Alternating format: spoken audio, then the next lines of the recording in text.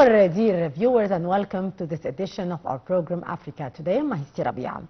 President Abdel Fattah al-Sisi congratulated his South African counterpart on his electoral victory and assumption of a new presidential term. Following President Cyril Ramaphosa's re-election, both leaders emphasized the importance of continued cooperation on critical issues, including the Palestinian cause and development in the Gaza Strip, as well as various African concerns issues. This discussion reflects the enduring historical connection and mutual interest between the two countries. More details in the following story.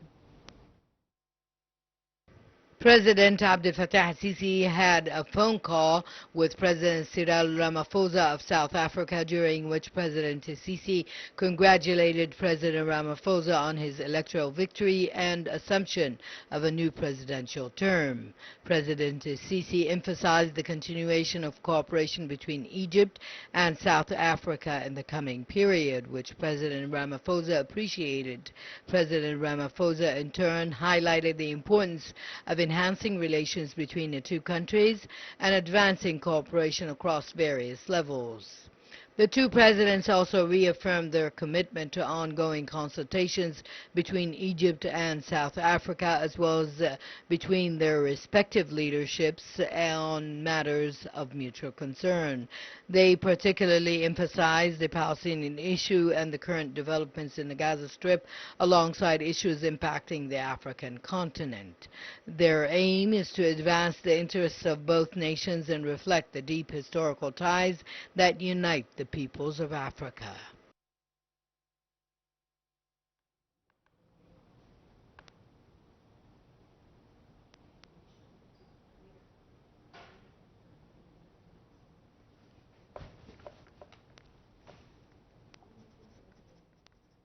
And our dear viewers, to shed more light on the Egyptian-South African relations, we are very much delighted to be joined over the phone by Dr. Mohamed Ezaby, our political analyst. Dr. Ezaby, good afternoon to you, sir. Good afternoon. Sir, how significant is President Sisi's congratulatory call to President Ramaphosa following his election's victory? And what message, sir, does this gesture send to the international community about the Egyptian-South African ties? Well, significance of President Sisi congratulatory call, President Sisi call to President Ramaphosa, yes, is a significant diplomatic gesture underscoring the importance Egypt plays on its relationship with South Africa. It signals to the international community that Egypt is keen on fostering strong bilateral ties and collaboration with South Africa, indicating mutual respect and willingness to work together in the regional and the global issues. Yes. How have the historical ties between Egypt and South Africa evolved over the years, and what are the key milestones in this relations between both nations, especially on the diplomatic level? Well, historical ties between Egypt and South Africa have evolved significantly, especially since the end of apartheid in 1994. Key milestones include the establishment of formal diplomatic relations, frequent high-level visits, and the collaboration with the African Union. Yes. Both countries have supported each other in various international forums and have worked together on peace and security issues in Africa. Yes. Sir, how important are these historical ties in shaping the current and future cooperation between both countries? These historical ties are crucial as provide a foundation of mutual trust and respect. They shape current and future cooperation by fostering a sense of solidarity and shared purpose, particularly and address continental challenges such as economic development, peaking and combating terrorism. Yes. Sir, actually, what are the main areas of cooperation between Egypt and South Africa, and how do these collaborations benefit both countries?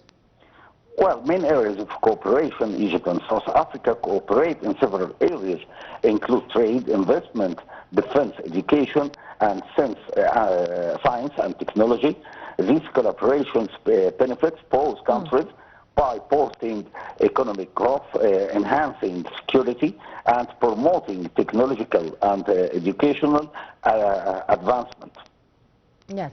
Sir, how significant is the economic relationship between Egypt and South Africa, and what potential areas for increased trade and investment is existing? Well, economic relationship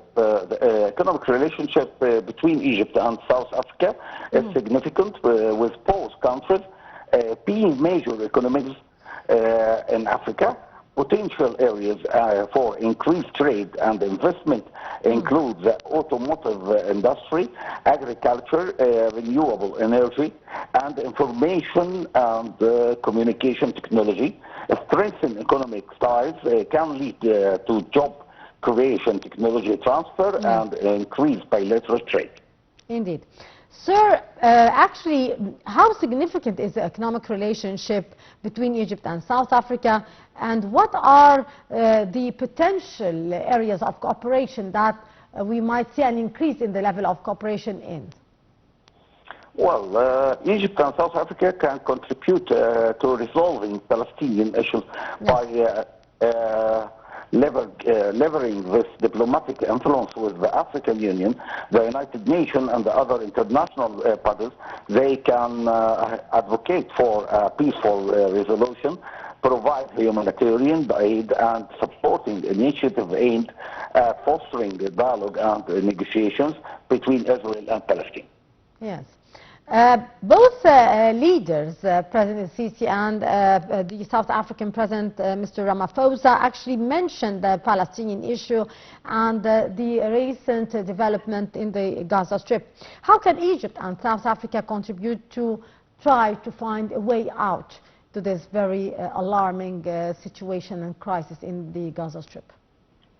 Well, according cooperation between South Africa and Egypt, they are the the biggest countries in Africa and have a great level in United Nations. They can make a diplomatic efforts through the United Nations, through the African Union, try to be chair and put some solutions to solve the struggle between Israel and the Palestinians. Try to put some resolutions about two countries solution. It's a main something. It's a main issue that two countries must deal together to try to solve it the next days. Yes. So what impact could their collaboration have on the broader Middle Eastern and African political landscapes? Well, their collaborations can positively impact the borders, Middle Eastern and African political landscapes by promoting stability, security, and economic development. Joint initiatives can address regional conflicts, support democratic governance, and enhance regional integration efforts. Yes. Sir, how might the strengthened cooperation between Egypt and South Africa influence the roles within the African Union? Well, strengthened cooperation between Egypt and South Africa can enhance the rules within the African Union by presenting a united front on key issues. This can lead to more effective decisions making and implementation of EU policies benefiting and content as a whole. Yes. What actually opportunity do you see for both countries in terms of political, economic and social benefits? Well, opportunities for political, economic and social benefits include joint infrastructure projects, education and culture exchanges, and coordinated response to health and environmental challenges. Enhanced cooperations can lead to more robust economic growth, improved social welfare, and stronger political influence on the global stage. Okay, sir, Dr. Mohamed Ezaby, our political analyst, thank you so much, sir.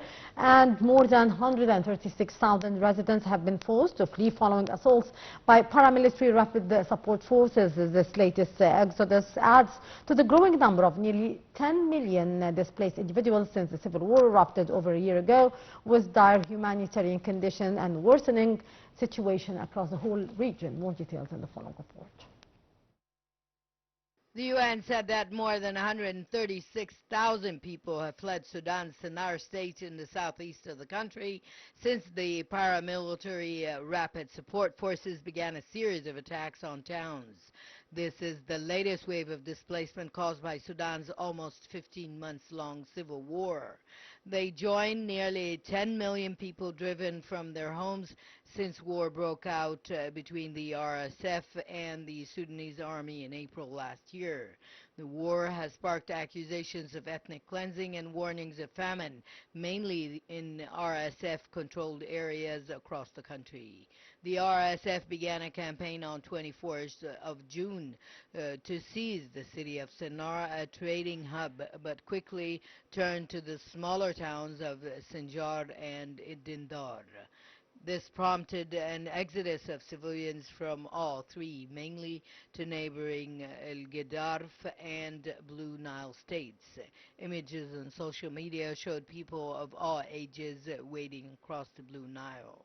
Activists in both states say that there is little shelter or food aid for the incomers. In Gedarf, they faced downpours of heavy rain while stranded in the state capital's main market with no tents or blankets after schools that had served as displacement centers were emptied by the government, explained the local resistance committee. The UN International Organization for Migration said that since June 24th, an estimated total of 136,000 people have been displaced in Sennar.